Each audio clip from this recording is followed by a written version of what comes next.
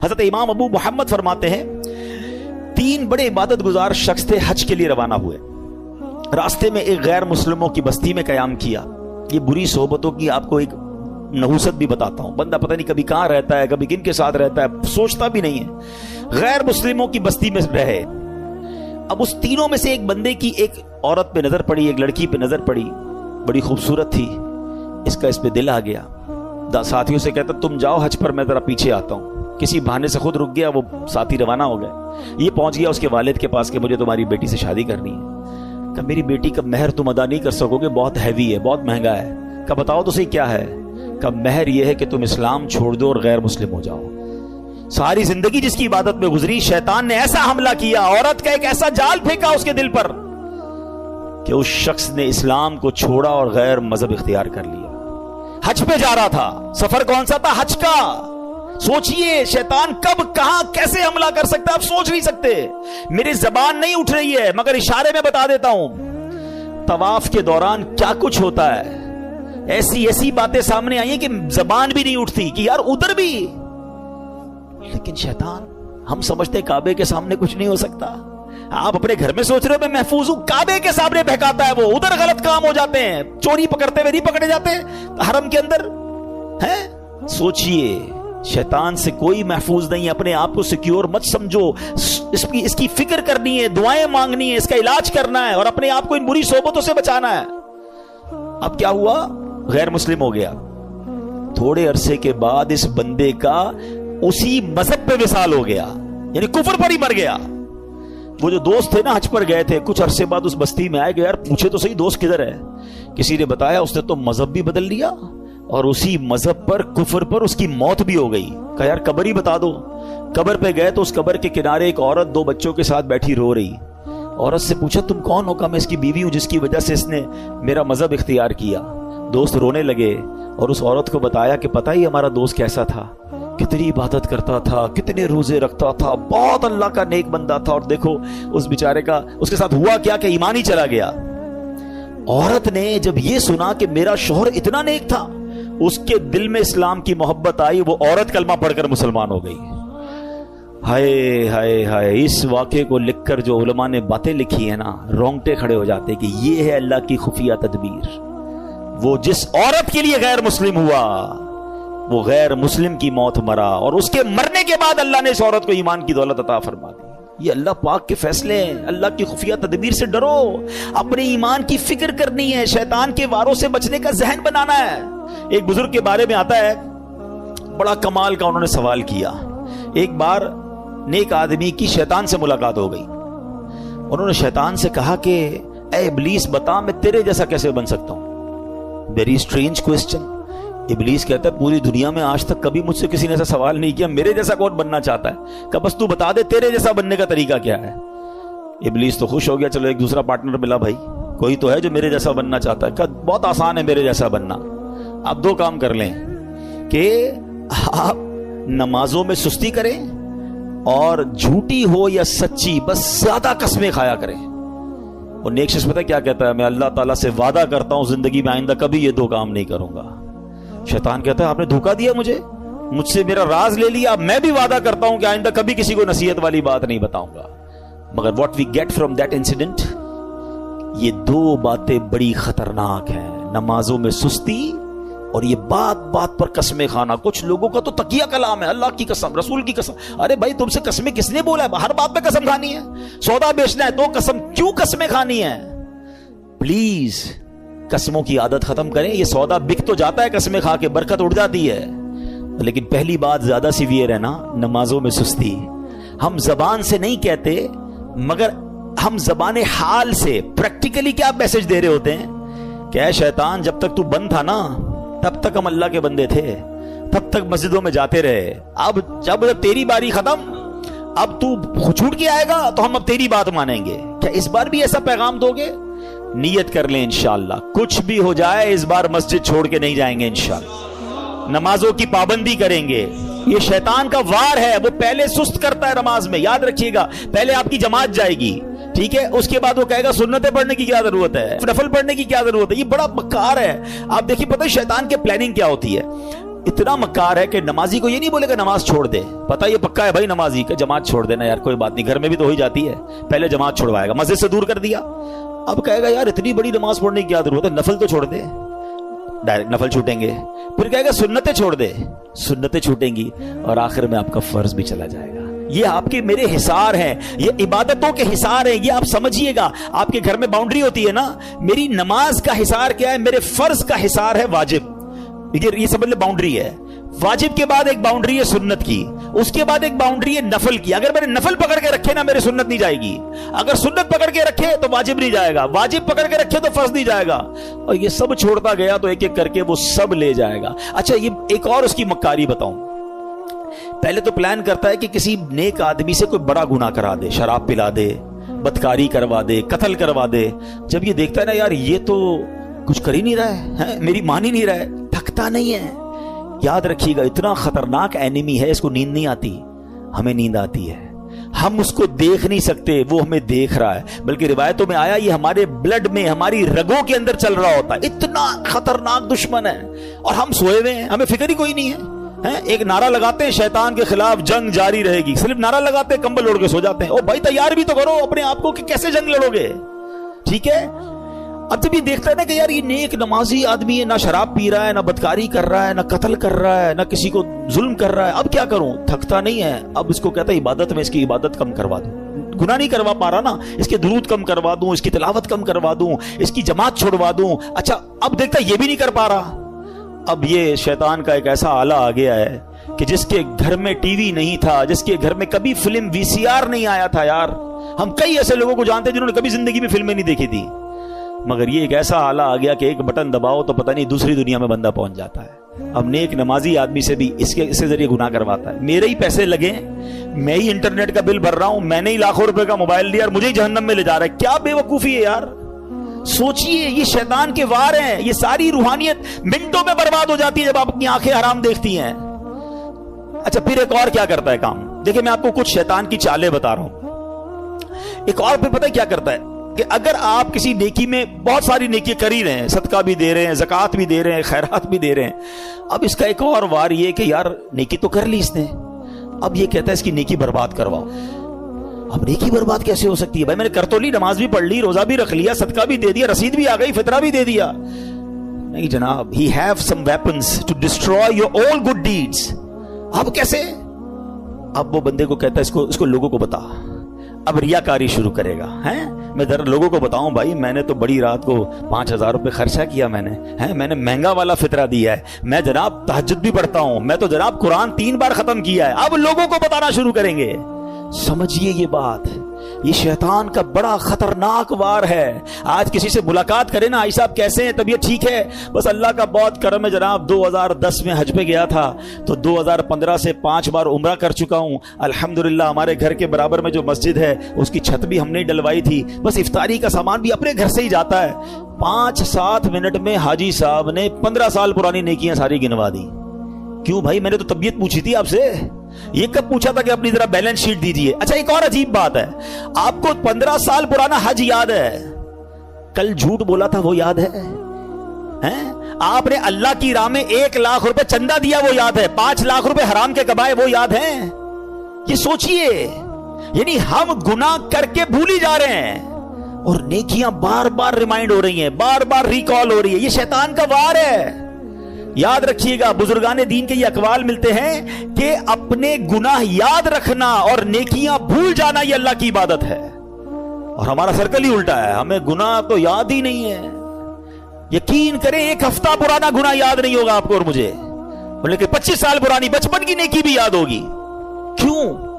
یہ شیطان کا وار ہم سمجھ نہیں پا رہے، یہ ہمارے ساتھ گیم کرتا ہے کہ نیکی کر لی نا، پہلے تو کوشش کی نہ کریں، اب کر لی تو چھپانے نہیں دیتا، اور پھر بار بار پہلے تو کہتے تھے نیکی کر دریا میں ڈال، اب نیکی کر فیس بک پہ ڈال، ہیں اور جناب اب تو 1 راشن کا بورا دیتے ہیں، 5 آدمی سیلفی کھنچوا رہے ہیں، اس غریب کا بھی مذاق اڑا رہے ہو یار۔ کیوں؟ اللہ کی راہ میں دے رہے ہو، لوگوں کو دکھانے کے لیے دے رہے ہو۔ یہ ہم بہت بڑا لاس کرتے ہیں اپنا، کروڑوں روپے بانٹ کر بھی ثواب نہ ملے۔ آپ سوچئے، اس کو اس طرح سمجھیے کہ ایک بندہ قیامت کے دن جائے اور اس کو پتا ہو کہ یار اتنے روزے، اتنے حج، اتنی زکاتیں دے کر آیا ہوں، اور اس کو کہا جائے کہ جاؤ ہمارے پاس تمہارے لیے آج کچھ بھی نہیں ہے، ان لوگوں سے مانگو جن کے لیے دکھانے کے لیے کیا تھا۔ اس سے بڑی مایوسی ہوگی؟ قیامت کے دن کوئی اور طریقہ ہوگا وہ نیکیاں ری گین کرنے کا؟ نہیں، یہ نل اینڈ وائڈ ہو جاتی ہیں نیکیاں۔ یہ شیطان کا بہت خطرناک وار ہے جو لوگ نہیں سمجھ رہے۔ لیکن نہیں جناب، ہمیں تو دنیا کو، اچھا صرف خرچے کی بات نہیں، ہر عبادت ہے، طواف کر رہے ہیں تو وہاں سے لائیو آ رہے ہیں، وہاں سے سیلفیاں بن رہی، کعبے کو پیٹ کر کے دعائیں کر کے دکھا رہے ہیں، گنبد خضرا کو پیٹ کر کے لوگوں، کیوں یہ سب ہو رہا ہے؟ آپ سوچئے، وہ تقدس المقامات کو ہم پامال کر رہے ہیں، ہر ہاتھ میں موبائل ہے، عورتیں طواف کر رہی ہیں، آپ دنیا کو دکھانے کے لیے عورتوں کی ویڈیو دنیا کو بھیج رہے ہیں۔ مکہ پاک میں ایک نیکی 1,00,000 نیکی کے برابر ہے حدود حرم کے اندر، مگر ایک گناہ 1,00,000 گناہ کے برابر ہے۔ اچھا، لوگوں کو یہ بھی عقل نہیں ہے کہ اپنے گھر والوں کو کہتے ہیں میں تمہیں کعبہ دکھا رہا ہوں، ارے گھر والوں کی تو ویڈیو بند کر دو، آپ کی گھر کی عورت دنیا پیچھے طواف کرتے ہوئے اس کو دیکھ رہی ہے، وہ کس حالت میں بستر پر بیٹھی سوئی، اچھا گھر کا کوئی فرد بیٹھا ہے، کیوں؟ مطلب اتنا بھی سینس نہیں ہے یار۔ مطلب آپ سوچے تو صحیح کہ وہ مقام کیا یہ ویڈیو بنانے کا ہے؟ وہاں تو گناہ یاد آتے، وہاں آنسو بہتے۔ مجرم کسی بادشاہ کے دربار میں جائے اور یہ نیت لے کے جائے کہ میں گناہگار ہوں، پکڑا نہ جاؤں، معافی مل جائے، ارے وہاں تو یہ کیفیت ہونی چاہیے، میں معافی مانگنے آیا ہوں، میں بخشوانے آیا ہوں، میرے ہاتھ میں بیڑیاں ہیں اور میں چھڑوانے آیا ہوں۔ اس کیفیت میں طواف کرو یار، اس کیفیت میں مدینے جائیں کہ مجرم ہوں جہاں بھر کا، محشر میں بھرم رکھنا، رسوائے زمانہ ہوں دامن میں چھپا لینا، یہ کیفیت ہونی چاہیے نا۔ چلا ہوں ایک مجرم کی طرح میں جانب طیبہ، نظر شرمندہ شرمندہ، بدن لرزیدہ لرزیدہ، مگر کیا کریں اس دل کا تسلی نہیں ہوتی یار، جب تک لوگوں کو پتہ نہ چلے کہ ماں بدولت ہر سال رمضان میں عمرہ کرتے ہیں، 27ویں کو فلاں جگہ پہ تھا تو 29ویں کو فلاں جگہ پر تھا، تو یار سوچے یہ کیا کر رہا ہے، یہ شیطان کے وار سمجھیے۔ پہلے ہی تھوڑی نیکیاں ہیں ہمارے پاس، وہ بھی لوگوں کو دکھا کے کیا برباد کر دیں گے۔ تھوڑے دنوں پہلے ہم نے ایک اور ٹاپک ڈسکس کیا تھا کہ شیطان ہم سے ایک اور کیا مسٹیک کرواتا ہے، ہمیں غیبت کرواتا ہے، اور غیبت نیکیوں کو کیسے کھا جاتی ہے۔ فرمایا کہ غیبت تو یہ ہے کہ جس مسلمان کی غیبت کی نا، آپ اپنی نیکیاں اس کے اکاؤنٹ میں ٹرانسفر کر رہے ہیں، یعنی پہلے میں نے روزے رکھے، میں نے نمازیں پڑھی، میں نے صدقے دیے، اور اب کسی کی غیبت کی تو یہ ساری نیکیاں چلی گئیں اس کے اکاؤنٹ میں۔ اس سے بڑی بے وقوفی کیا ہے؟ تو try to understand the weapon of شیطان، اور ہمیں جب تک ان باتوں کا علم نہیں ہوگا تب تک ہم پھر شیطان کے واروں سے بچ نہیں پائیں گے۔ بہت ساری باتیں یاد آ رہی ہیں کہ شیطان کس طرح لوگوں کو ان کی نیکیوں کو برباد کرتا ہے۔ تو اے میرے پیارے اسلامی بھائیوں، اب ہم نے یہ ذہن بنا لینا ہے، ہم نے انشاءاللہ شیطان کے واروں میں نہیں آنا ہے، ٹھیک ہے؟ اچھا، یہ ایک ہی بیان سے شیطان کے سارے وار بھی سمجھ جائیں اور جناب شیطان جو ہے وہ ہم شیطان پہ قابو بھی پا لیں، اس سے مقابلہ بھی کر لیں، اٹس ناٹ دیٹ پاسبل۔ ہمیں ان تمام واروں سے بچنے کے لیے، اپنے آپ کو مضبوط کرنے کے لیے ہمیں اچھا ماحول اپنانا ہوگا، ہمیں اپنی گیدرنگز کو بدلنا ہوگا، ہم اچھے دوستوں میں بیٹھیں گے۔ دیکھیں صحبت کیسے اثر لاتی ہے، آپ کو پریکٹیکل بتاتا ہوں۔ آپ کسی کے گھر میں جائیں، کسی کی میت ہو گئی ہو اور وہ رو رہا ہو آپ کے سامنے، یا کسی تکلیف میں رو رہا ہو، آپ کی کیا کیفیت ہوتی ہے؟ آپ کی بھی آنکھیں نم ہو جاتی ہیں، آپ باہر نکل کے بھی دل افسردہ ہوتا ہے۔ آپ کے ساتھ تو کچھ نہیں ہوا جناب، مگر کسی کو افسردہ دیکھا، آپ پر اثر پڑا نا۔ کسی کے گھر جائیں، بچہ پیدا ہوا ہے یا اس کو کوئی بہت اچھا تحفہ ملا ہے، یا وہ بہت خوش ہے، آپ کا دوست خوشی میں خوشیاں منا رہا ہے، آپ کے چہرے پہ کیا ہوگا؟ مسکراہٹ آ جائے گی نا۔ آپ کو تو نہیں ملی خوشی، مگر کسی کو خوش دیکھا تو خوشی نے دل پہ اثر کیا۔ ایسا ہی ہوتا ہے بالکل اسی طرح جب گناہ گاروں کی محفل میں بیٹھیں گے نا، بدکاروں کی محفل میں بیٹھیں گے، حرام کام کرنے والوں کی محفل میں بیٹھیں گے، دل پر اثر ہوگا۔ اور سبحان اللہ جب نیکوں کی محفل میں بیٹھیں گے، ذکر و اذکار کی محفل میں بیٹھیں گے، درود و سلام کی محفل میں بیٹھیں گے، یقیناً دل پر اثر ہو۔ ابھی دیکھیں آپ کی میرے دل کی کیفیت کیا ہے، اللہ کے گھر میں بیٹھے 1 گھنٹہ ہو گیا ہے، اٹھنے کو جی نہیں چاہ رہا، باتیں سننے کو، کیوں؟ یہ اچھی محفل، اچھی جگہ کی برکتیں ہیں۔ تو اگر آپ اور میں چاہتے ہیں کہ رمضان کے بعد بھی پنکچول رہیں نماز میں، ہم شیطان کے واروں میں گرفتار نہ ہوں، تو اچھی صحبت اپنانی ہوگی۔ یہ جو مجھے اور آپ کو سجدوں کی لذت نہیں مل رہی نا، مجھے اور آپ کو جو عبادت کا نور نہیں مل رہا، میری آنکھوں سے جو آنسو نہیں بہ رہے، مجھے دعا کا جو لطف نہیں آ رہا، اس کی بڑی وجہ یہ ہے ہم نماز تو پڑھ رہے ہیں مگر گناہ نہیں چھوڑ رہے۔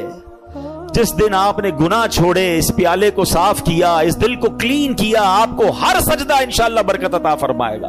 आप दुआ करोगे, आपके आंसू बहेंगे, आप दुरूद पढ़ोगे, आप मदीने की याद में खो जाओगे, क्योंकि इबादत का नूर मिलना शुरू हो जाएगा। हम दोनों चीजों को साथ लेकर चल रहे हैं, जुल्मत और नूर साथ नहीं चलते। पहले दिल को इन गंदगियों से पाक करें, फिर देखें आपको इबादत का नूर कैसे मिलता है। तैयार हो जाओ, शैतान के वारों में नहीं आना। मैं कौन कौन सा आपको वाकया सुनाऊं? शैतान कितना बड़ा दुश्मन है। कुरान पाक आपने पढ़ा सुना होगा, बार बार, एक जगह नहीं कई बार कुरान में फरमाया, इन्नहु लकुम अदुव्वुम मुबीन, शैतान तुम्हारा खुला दुश्मन है। एक जगह इरशाद होता है, इन्न शैतान लकुम अदुव्वुन फत्तखिज़ूहु अदुव्वा, फरमाया बेशक शैतान तुम्हारा दुश्मन है और तुम भी इसे अपना दुश्मन समझो। प्रॉब्लम यह कि कुरान बार बार ये समझा रहा है कि तुम्हें उससे दुश्मनी रखनी है, दोस्ती नहीं कर लेनी, उसके वार समझने हैं। देखिए दुनिया का दस्तूर समझिएगा, जब तक एनिमी की चालें नहीं पता होंगी ना, एनिमी के अटैक्स पता नहीं होंगे कि कहां कहां से हमला करता है, हैं? कई मुल्कों की फौजें डिजाइन ही उस तरह होती है कि एनिमी के पास कौन सा वेपन है, हैं? दुश्मन फौज के पास वेपन, हमारे पास भी उसका तोड़ होना चाहिए, हैं? उसके पास एयरक्राफ्ट कैसे, वैसे ही हमारे पास, जैसे रॉकेट वैसा हमारे पास नेवी जैसी। बंदा यही तो सोच के प्लान करता है कि दुश्मन किधर से अटैक कर सकता है। तो शैतान को तो अल्लाह कुरान में फरमा रहा है तुम्हारा दुश्मन, और तुम भी उसे दुश्मन समझो। मगर बदकिस्मती यह है कि बहुत बड़ी तादाद जो है वो शैतान से दुश्मनी नहीं, दोस्ती कर लेते हैं। कितनी बुरी बात है, अल्लाह का भी दुश्मन है, हमारा भी दुश्मन है, और उससे दोस्ती कर रहे हैं। कुरान में एक जगह रब इरशाद फरमाता है, अफतत्तखिज़ूनहु व ज़ुर्रियतहु औलिया मिन दूनी वहुम लकुम अदुव्व बि'सा लिज़्ज़ालिमीन बदला। फरमाया तो ऐ लोगों, क्या तुम उसे और उसकी औलाद को मेरे सिवा दोस्त बनाते हो, हालांकि वो तुम्हारे दुश्मन हैं। जालिमों के लिए क्या ही बुरा बदला है। अल्लाह फरमाता है वो तुम्हारे दुश्मन है, दोस्त मत बनाना। और ये इतना खतरनाक दुश्मन है, इतना मक्कार दुश्मन है, इसके ऐसे ऐसे वार हैं आप हैरान हो जाएंगे। शैतान कभी इधर से हमला करता है, कभी उधर से। अच्छा, प्रॉब्लम ये कि एक तो शैतान को पहले सीवियर दुश्मन समझना शुरू कर दे। मिसाल के तौर पे आपको कोई ये कह दे कि यार एक बंदा है, उसने प्लान किया है कि आपको मार देगा, आप बताएं कि आप सुकून से सो जाएंगे? आप परेशान हो जाएंगे कि अच्छा मेरी जान लेना चाहता है। हाँ, वो उसने बिना प्लान किया हुआ है कि आपको उड़ा देगा। अब आप पुलिस के पास जाएंगे, आप अपने गार्ड्स रखने की कोशिश करेंगे, मालूमात करेंगे यार उसका प्लान क्या है, कैसे अटैक करेगा। दुनिया में कोई मेरी जान लेना चाहे, जान ले सके ना ले सके, मेरी नींद तो उड़ा देता है। थ्रेट आ जाए तो बंदा, किसी को पर्ची आ जाए, कराची में तो बहुत सारे वाकया चलते रहते हैं ना, हमारे पास ही बेचारे लोग दुआ के लिए आते हैं, भाई फोन आ गया है, फला चीज आ गई है, होता कुछ नहीं है, उस बेचारे की नींद तोड़ जाती है। अल्लाह ताला हम सबको आफियत में रखे, इन जालिमों के जुल्म से बचाए, दहशतगर्दों की दहशतगर्दियों से बचाए। मगर these are all examples for all of us कि ये जब हमारे साथ होता है तो हमारा क्या हाल हो जाता है। अफ्रीका के कई मुल्क जहाँ किडनैप की धमकियां और पता नहीं क्या क्या चल रहा होता है दुनिया में। अच्छा आप में से कुछ लोग होंगे कहेंगे यार मुझे तो कोई धमकी नहीं आई, अल्लाह का शुक्र, अल्लाह करे कभी आए भी ना आपको। मगर ये वाली दुश्मनी तो कुरान ने बता दी है ना, ये धमकी तो आपके पास मौजूद है, ये अटैक और ये दुश्मन आपका भी है। वो दुश्मन हो ना हो, ये दुश्मन सबका है। कुरान कह रहा है तुम्हारा खुला दुश्मन है। क्या इसके लिए कोई प्लानिंग की, इससे बचने का कोई गौर किया, इसके लिए किसी के पास गए कि यार किधर किधर से हमला कर सकता है? मुझे एक बात बताएं, कोई मेरी जान ले सकता है दुनिया में, मेरी दौलत ले सकता है, मगर ये सब चीजें कम है, शैतान मेरा ईमान ले सकता है। उससे कीमती चीज कोई नहीं है मेरे पास, है? अगर ईमान ही चला गया तो फिर क्या है मेरे पास? वो एक्चुअल उसका जो अल्टीमेट गोल है ना शैतान का, ये समझना होगा। उसका अल्टीमेट गोल ये है कि वो मेरा और आपका ईमान छीन ले और हम दुनिया से बेईमान होकर जाएं। और एक बात याद रखिएगा, सारे रोजे, सारी तरावी, सारी इबादत, सारी नमाजें, सारे सदके, सारे हज, सब कुछ बर्बाद हो जाते हैं उसके जो ईमान पे दुनिया से नहीं जाता है। हाँ, ईमान है तो सब कुछ है, ईमान के बगैर गए फिर कुछ भी नहीं है। हाँ, ये पहले समझ लीजिए बात को। मेरे और आपकी जिंदगी का जो सबसे बड़ा टारगेट होना चाहिए ना, वो ईमान की हिफाजत होना चाहिए। आपको पता है अल्लाह के नबी अलैहिस्सलाम क्या दुआ करते थे? या मुक़ल्लिबल कुलूब सब्बित क़ल्बी अला दीनिका। इस दुआ का माना क्या है? ऐ दिलों को फेरने वाले, मेरे दिल को अपने दीन पर साबित कदमी अता फरमा, स्टेडफास्टनेस अता फरमा। कौन दुआ कर रहा है? जिसके सदके मुझे और आपको ईमान मिला। ये मेरी और आपकी तरबियत है कि दिल बदलता है।